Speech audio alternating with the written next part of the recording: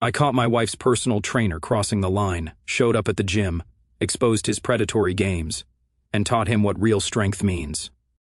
She had been working with this new personal trainer for about 3 weeks, and lately something felt off about the whole situation. "How was your session?" I asked as she walked through the door, gym bag slung over her shoulder. She paused for a moment, longer than usual. "Fine, just intense training, you know." But her body language told a different story. She avoided eye contact, went straight to the kitchen for water, and seemed more tense than someone who just finished a good workout should be. Over the next few days, I started noticing patterns. She had mentioned weird comments her trainer made about relationships, about how most husbands do not appreciate what they have, or how he would tell her she was too good for a regular gym routine. When I asked about these comments, she would brush them off quickly. "He is just trying to motivate me," she would say, but her tone suggested she was not buying it either. The breaking point came on a Thursday evening. She walked in looking genuinely disturbed. "Everything okay?" I asked, setting down my laptop. She sat on the couch next to me, fidgeting with her water bottle. "I think my trainer might be, I do not know, crossing some lines." Now she had my full attention. "What kind of lines?" Today he kept adjusting my form by putting his hands on my waist, my shoulders, my back, way more than necessary. And he made this comment about how I must not be getting enough attention at home because I seem tense. I felt my jaw tighten. He said, "What? It gets worse." When I told him I am perfectly happy at home, he laughed and said something about how all married women say that until they meet a real man who knows how to treat them properly. The audacity of this guy was already getting under my skin, but I kept my voice calm. "How did you respond?" I told him I needed to cut the session short and left, but now I am wondering if I should find a new trainer. The problem is I really like this gym, and switching would be complicated. I looked at my wife, this amazing woman who had been dealing with some predator disguised as a fitness professional, and made a decision right there. "You are not switching gyms," I said firmly, "but I think it is time I met this trainer of yours." She looked surprised. "You want to come to the gym? I want to see exactly what kind of professional we are dealing with here." "Tomorrow is Friday. What time is your session?" 6 in the evening, but you do not have to. I will be there at 5:30. I want to observe this guy in action before your session starts. The next day, I arrived at the gym early and got a guest pass. The place was busy with the after-work crowd, and it did not take long to spot the trainer my wife had described. Tall, overly muscular, with that typical gym bro swagger that screamed insecurity masked his confidence. I watched him work with a female client for about 10 minutes, and what I saw made my blood boil. His hands were constantly on her, adjusting her posture with lingering touches that went way beyond professional instruction. The woman looked uncomfortable, but seemed too polite to say anything. When that session ended, I saw him approach another woman who was working out alone. Within minutes, he was offering unsolicited advice and finding excuses to touch her arm, her shoulder, her lower back. This was not training. This was a predator using his position to prey on women. Then my wife walked in. I watched from across the gym as this guy's whole demeanor changed when he saw her. His smile became more predatory, his posture more aggressive. He immediately walked over to her, and I could see him standing closer than necessary, leaning in when he talked. That is when I knew this situation was about to change dramatically. This was not just some overzealous trainer anymore. This was a guy who thought he could disrespect my wife, make her uncomfortable, and somehow get away with it. I finished my quick workout and approached them as they were setting up for her session. "Hey, honey," I said, walking up with a smile that did not quite reach my eyes. My wife looked relieved to see me.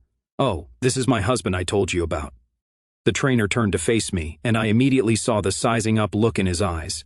He was evaluating me like competition, which told me everything I needed to know about his intentions with my wife. "Nice to meet you," he said, extending his hand with a grip that was unnecessarily firm. "Your wife has been making great progress. She has got incredible potential." The way he said potential made my skin crawl, but I kept my expression neutral. "I can see that," I replied, matching his grip strength easily. "She mentioned you have been very hands-on with her training." His smile faltered slightly, but he recovered quickly. "That is how you get results. Most people need that personal touch to really push their limits." "I am sure they do," I said, my tone perfectly pleasant while my eyes stayed locked on his. "I look forward to seeing your methods in action." For the first time since I had been watching him, the trainer looked uncertain. Good. He was starting to realize that this situation just became a lot more complicated for him. I positioned myself at a nearby bench where I could watch the entire training session without being obvious about it. What I witnessed over the next hour confirmed every suspicion I developed about this guy. The trainer, who introduced himself as Chad, started my wife's workout with squats. Normal enough, except his version of form correction involved placing both hands on her hips from behind and staying there far longer than any legitimate adjustment required. "Feel that positioning," he said, his voice carrying across the gym. "You need to really sink into it. Let me guide you through the motion." My wife's discomfort was obvious to me, but Chad either did not notice or did not care. His hands moved from her hips to her lower back, then to her shoulders, maintaining constant contact throughout the entire set. During her rest period, I overheard him making conversation. "You know, most married women lose motivation after a few years," Chad said, leaning against the squat rack. "They get comfortable, stop taking care of themselves. But you are different. You still care about being attractive." My wife shifted uncomfortably. "I just want to stay healthy." "Sure, health," Chad laughed. "But let us be honest, you would not be here if you did not want to look good. Question is, who are you trying to look good for?" The audacity of this question made me grip my water bottle tighter. My wife mumbled something about feeling good about herself, but Chad was not done. "See, that is what I like about you. You are honest about wanting to improve. Most husbands do not appreciate when their wives put in this kind of effort. They get threatened by it." I watched my wife's face tighten. My husband is very supportive of my fitness goals. "Of course he is," Chad said with a tone that suggested he did not believe it for a second. "But support and appreciation are different things. A woman like you needs someone who really sees the work you are putting in." He moved closer to her for the next exercise, bench press. As he spotted her, his positioning was completely inappropriate. Instead of standing at the head of the bench like any professional trainer would, he positioned himself to the side, leaning over her in a way that gave him a clear view down her workout top. "Good form," he said, his voice lower now. "Really push through that resistance. You are stronger than you think." His hands were on the bar, but they kept brushing against her arms and shoulders. When she finished the set, he helped her sit up by placing his hand on her back and keeping it there while he talked. "You know what I think?" Chad said, sitting on the bench next to her, closer than necessary. "I think you are holding back in your workouts. I mean, you are capable of so much more, but something is keeping you restrained." My wife looked confused. "I am giving it my best effort. Are you, though? Or are you playing it safe because that is what you are used to doing?" His voice had taken on this pseudo-psychological tone that made me want to walk over there immediately. Sometimes we need someone to push us past our comfort zones, someone who is not afraid to demand excellence. The implications in his words were crystal clear. This was not about fitness anymore, and we all knew it. During the next exercise, leg curls, Chad's behavior escalated further. He positioned himself where he could watch her form from behind, making comments about her flexibility and how she should really feel the stretch. "Breathe through it," he coached, placing his hand on her lower back again. "Do not fight the sensation. Sometimes the best results come from surrendering control to someone who knows what they are doing." I had heard enough. I finished my own workout and walked over as they were wrapping up. "How did it go?" I asked my wife, but kept my eyes on Chad. "Great session," Chad answered for her. "She's got natural athletic ability, really responds well to firm guidance." The double meaning was not lost on anyone. My wife looked embarrassed. Chad looked smug, and I looked like I was deciding whether to address this right now or handle it differently. "Firm guidance," I repeated slowly. "That is interesting terminology for a fitness trainer." Chad's smile widened. "Results speak for themselves. Your wife has been making incredible progress under my methods." "I bet she has," I said. "And what exactly do your methods involve?" "Personalized attention, hands-on correction, breaking through mental barriers that hold people back." Each phrase was delivered with increasing arrogance. Most people are too comfortable with mediocrity. They need someone willing to push them harder than they would push themselves. My wife started gathering her things, clearly wanting to end this conversation, but I was not done yet. "And you consider yourself qualified to determine what people need?" I asked. 3 years of experience, dozens of satisfied clients," Chad replied. "Especially the women. They appreciate having someone who is not afraid to challenge them." The way he emphasized women made it clear this conversation had nothing to do with fitness anymore. This guy was openly telling me he specialized in pushing boundaries with female clients, and he thought I was too passive to do anything about it. "Challenging," I said thoughtfully. "That is one way to describe it." Chad stepped closer, using his height advantage to try to intimidate me. "Look, your wife came to me because she wanted results. If you are not comfortable with professional training methods, Maybe she should find a trainer who is less effective. The threat was barely veiled. It was essentially telling me that if I had a problem with his behavior, my wife would have to give up her fitness goals. It was manipulation disguised as professional advice. I smiled at him, the kind of smile that should have warned him he was making a serious mistake. You know what, Chad? I think my wife is getting exactly the kind of training she needs. I will be coming to more of these sessions to see your methods in action. For the first time, his confidence cracked slightly. That is not usually necessary. Most husbands trust me to handle their wives' training professionally. I am not most husbands, I said simply. And this is not about trust. It is about making sure everyone understands exactly what professional boundaries look like. Chad's jaw tightened, but he forced another smile. Of course, you are welcome anytime. As we walked to the car, my wife was quiet until we got inside. That was awkward, she said finally. That guy is testing boundaries, I replied. And he just found out where mine are. Over the next week, I made it a point to show up at the gym during my wife's training sessions. Each time, Chad's behavior became more brazen, as if my presence was some kind of challenge he needed to overcome rather than a boundary he should respect. Tuesday evening, I arrived early and struck up a conversation with the gym manager, a woman in her 40s who seemed genuinely professional. How long has Chad been working here? I asked casually while doing some stretches. About 8 months, she replied. He came with good references from his previous gym.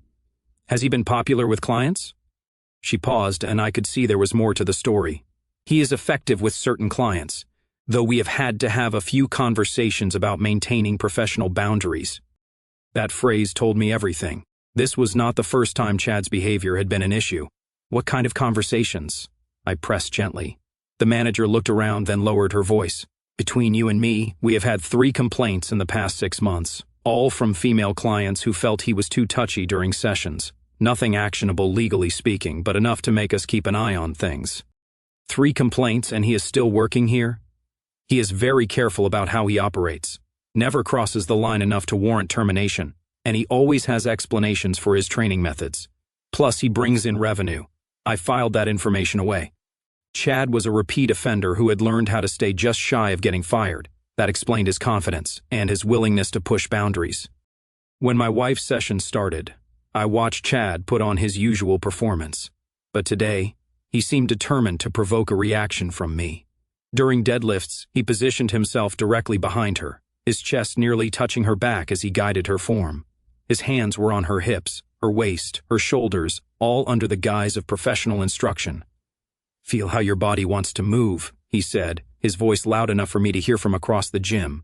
Do not fight your natural instincts. Trust me to guide you where you need to go. My wife completed the set and stepped away quickly, but Chad followed her movement, maintaining that inappropriate closeness. You are tensing up, he observed. Something at home stressing you out? I am fine, my wife replied, but I could see her discomfort growing. Are you, though? Chad pressed. Because I can feel the tension in your muscles, usually means there is conflict in other areas of life. Maybe some communication issues with your husband. The audacity floored me. This guy was now trying to create marital problems while pretending to be a concerned fitness professional. My marriage is perfectly fine, my wife said firmly. Chad chuckled. That is what everyone says. But the body does not lie. I work with a lot of married women, and they all carry stress differently. The ones in healthy relationships are more relaxed, more confident, they move with freedom. He was essentially telling my wife that her marriage was the problem, while positioning himself as the solution. Classic predator behavior. What are you implying? My wife asked, clearly frustrated now. I'm not implying anything, Chad said with fake innocence. I'm just saying that when women feel truly appreciated, truly valued, it shows in how they carry themselves. You seem like you are holding something back. That is when I stood up and walked over. How is the session going? I asked, my tone friendly but my eyes locked on Chad. Just helping your wife work through some tension, Chad replied, that same smug smile plastered on his face.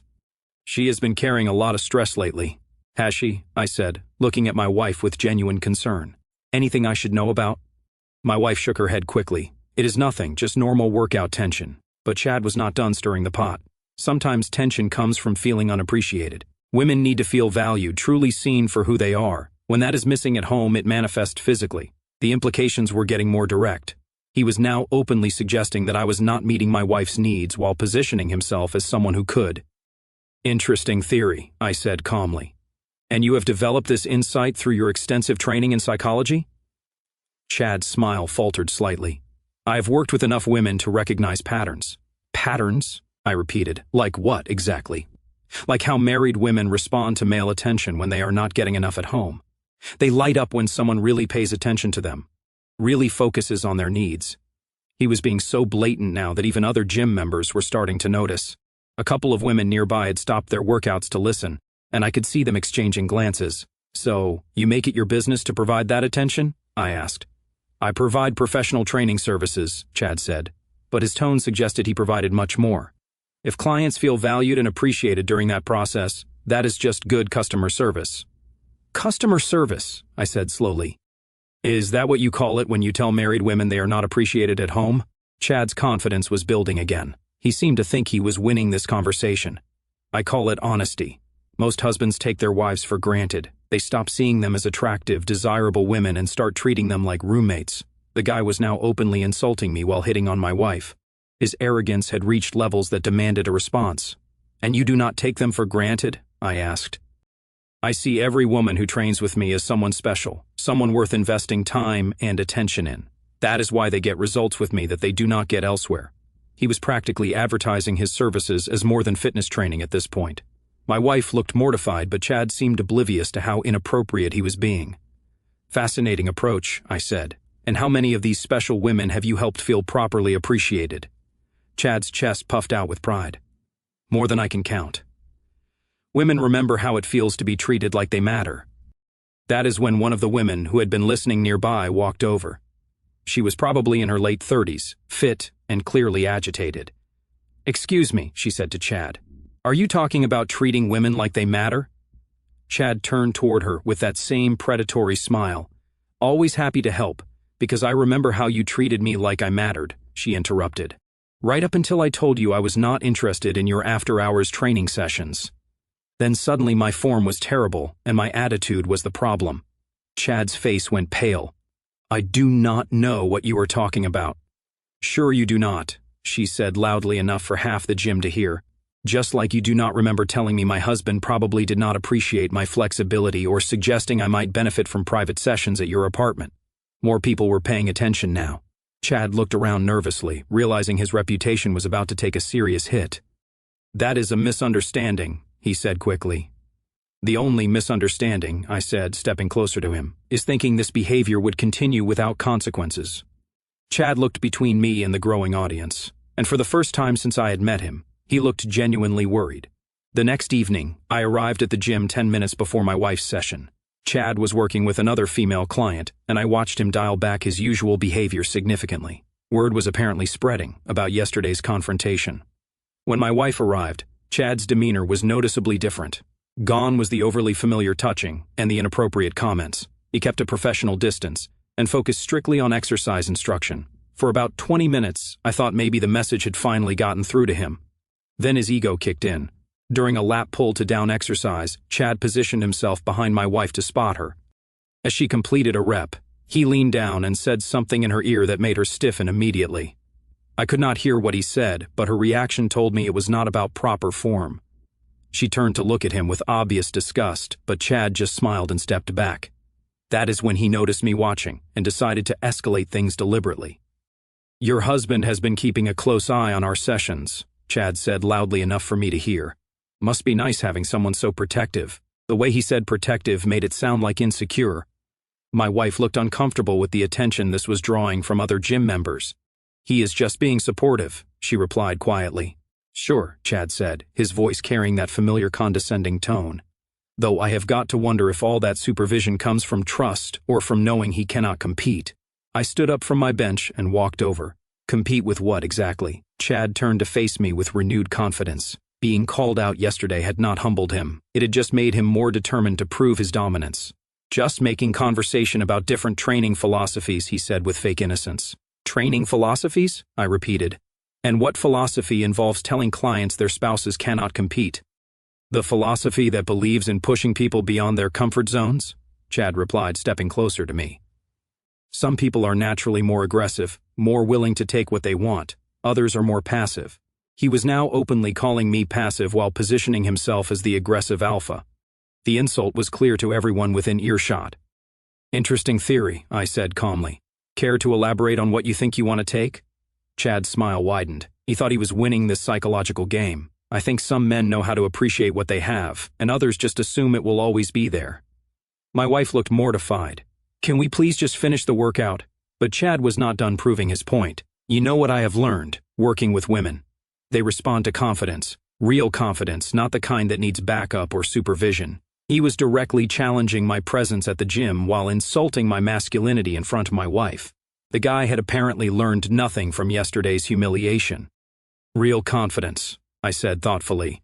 And you consider yourself a good example of that? I consider myself someone who is not afraid to go after what he wants, Chad replied, his chest puffing out. Some guys talk, some guys actually perform.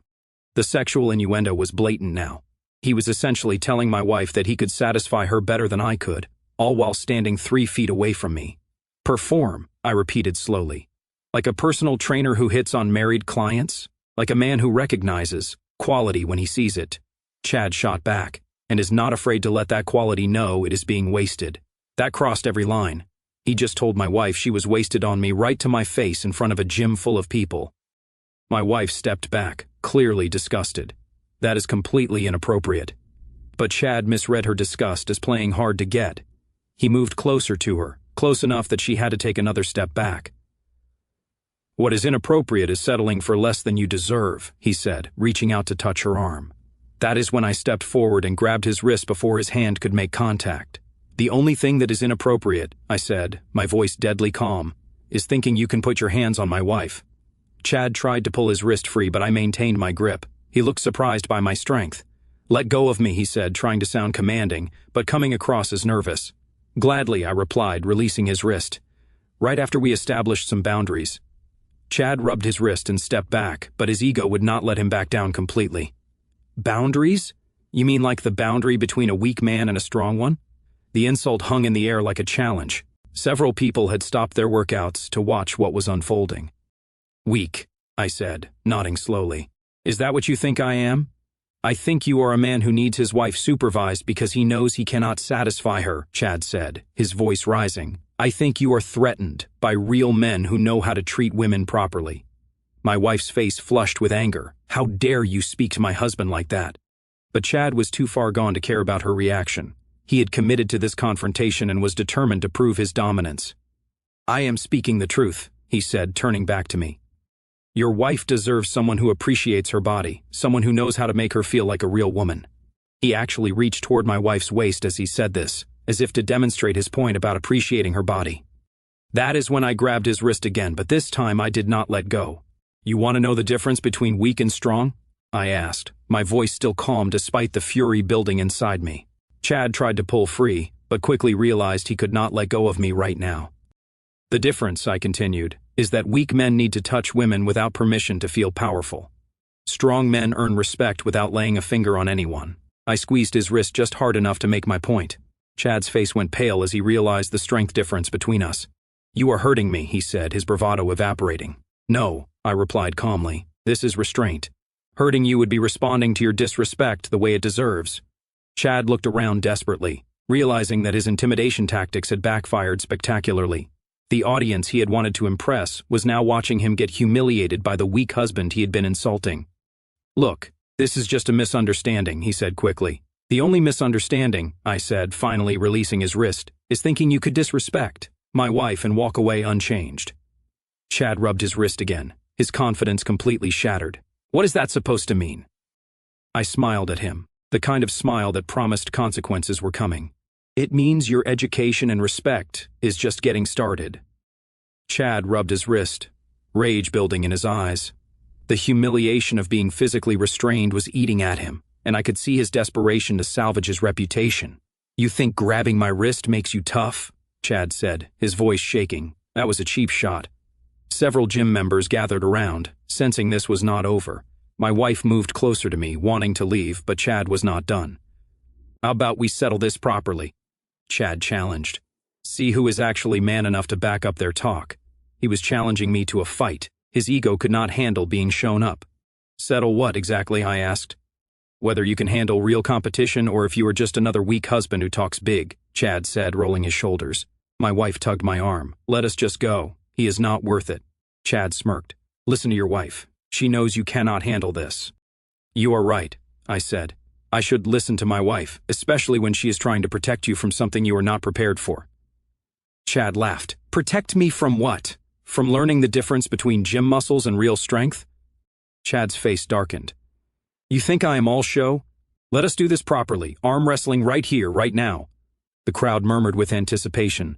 Someone dragged over a bench. When you lose, I said, you apologize to every woman you have harassed and explain your methods to the manager. Deal, Chad said confidently. We locked hands. Chad immediately put everything into it, his face straining for 30 seconds. Our hands stayed vertical as I let him exhaust his power. Then I started applying pressure. Slowly, steadily, I forced his hand down. Chad's eyes widened as he realized he was losing despite everything he had. This is impossible, he gasped. This is real strength, I replied. The kind that does not need to prove itself by disrespecting women. I slammed his hand down. Chad stared in disbelief, but his ego would not accept defeat. In his frustration, Chad swung a wild punch at my face. I caught his fist in my palm. Chad's eyes went wide. Now you have committed assault, I said calmly, in front of witnesses with cameras recording. I applied pressure to his trapped fist until he dropped to one knee. Please, Chad gasped. I am sorry. Tell that to my wife and every woman you have harassed. Chad looked up with tears in his eyes. I am sorry. I disrespected you and your marriage. I was wrong. The gym manager stepped forward. Have you been harassing clients? Chad nodded miserably. Yes, I will resign immediately. Sirens approached as someone had called 911. Paramedics arrived and examined Chad's hand. No serious damage, but enough pain to remember this lesson. As they loaded him onto a stretcher, Chad looked back at me. I understand now, he said quietly. I understand the difference. My wife and I walked to our car in silence. I cannot believe that happened, she said. Some people only learn through consequences, I replied. Chad just got the education he needed. The police finished taking statements and the video evidence made everything clear. Chad had thrown the first punch and I had acted in self-defense. Multiple witnesses confirmed his pattern of harassment toward female clients. 2 days later, the gym manager called me personally. I wanted to thank you, she said. After what happened, 3 more women came forward with complaints about Chad. We should have acted sooner. What is being done about it, I asked. He has been terminated permanently. We are also implementing new policies for personal trainer conduct and mandatory training about professional boundaries. Plus, we are reviewing all past complaints more seriously. The manager paused. We would also like to offer you and your wife complimentary memberships for the next year as an apology for what you both endured. Word spread quickly through the gym community. Women who had been uncomfortable with Chad's behavior finally felt safe to speak up. It turned out his pattern went back years across multiple gyms. My wife found a new trainer within the week, a professional woman who focused on results without drama. During her first session, I watched from across the gym as she worked with genuine enthusiasm, free from the stress Chad had created. How is the new trainer? I asked afterward. Amazing, my wife said, her smile genuine for the first time in weeks. Actual professional instruction, no inappropriate comments, no unnecessary touching, just good training. That evening, she brought up what had happened. I still cannot believe you handled that situation the way you did, she said. Most men would have either ignored it or lost their temper immediately. I was not going to let someone disrespect you, I replied. But losing my temper would have made me the problem instead of the solution. The way you stayed calm until he crossed the final line, that was impressive. Calm does not mean passive, I said. Sometimes protecting what matters requires patience until the right moment. A week later, we heard through the gym grapevine that Chad had been arrested. Apparently, one of the women who came forward had evidence of him making unwanted advances outside the gym. His pattern of behavior finally caught up with him legally. The gym's new policies were working well. Trainers now worked in more visible areas. Mandatory reporting procedures were established, and clients felt comfortable raising concerns without fear of retaliation. My wife's confidence returned quickly. Without Chad's psychological manipulation, she threw herself into her fitness goals with renewed energy. Her new trainer helped her achieve better results in 1 month than Chad had delivered in 3. I realized something my wife told me after a particularly good workout. Chad was not trying to make me stronger. He was trying to make me dependent on his validation. Classic manipulation tactic, I agreed. Make someone question their worth, then position yourself as the solution. But you never made me feel like I needed protecting. You just protected me when it mattered. That was the difference. I had not tried to control the situation or my wife's choices. I had simply made it clear that disrespect would not be tolerated, then followed through when necessary. 3 months later, we ran into Chad at a grocery store. He was working the checkout line, his gym career apparently over. When he saw us, his face went pale. "Sir," he said quietly as he scanned our items. "Ma'am, I hope you are both doing well." His demeanor was completely different. Gone was the arrogant predator who thought muscles made him untouchable. In his place was someone who had learned that real strength comes from character, not physical intimidation. "We are doing very well," I replied evenly. Chad nodded, avoiding eye contact. "I am glad, and I am still sorry about everything. I learned a lot from what happened." As we walked to our car, my wife reflected on the encounter. "He seemed like a completely different person," she observed. "Sometimes consequences are the best teacher," I said. "Chad learned that being strong and being a bully are opposite things." "And what did you learn?" she asked with a smile. "That protecting what matters does not require violence or drama." The gym became our regular routine again, but now it was what it should have been from the beginning. A place to work on fitness goals without drama or harassment. My wife achieved every goal she had set, working with trainers who respected her as a person rather than seeing her as a target. Chad's replacement was a professional in his 50s who treated every client with genuine respect. The difference was night and day. 6 months later, the gym asked me to speak to their staff about recognizing and addressing inappropriate behavior. I agreed, not because I enjoyed the attention, but because other women deserve to work out without harassment. The key, I told the staff, is understanding that real strength protects others. Fake strength preys on them. When you see the difference, you know exactly which kind of person you are dealing with. That lesson served us well beyond the gym. My wife knew she was with someone who would stand up for what mattered, and I knew she was someone worth standing up for. Chad learned that muscle without character is just decoration, and every woman at that gym learned what real protection looks like when someone who cares about them decides enough is enough. Our story has come to an end. If you have made it this far, how about subscribing to our channel? It helps us immensely.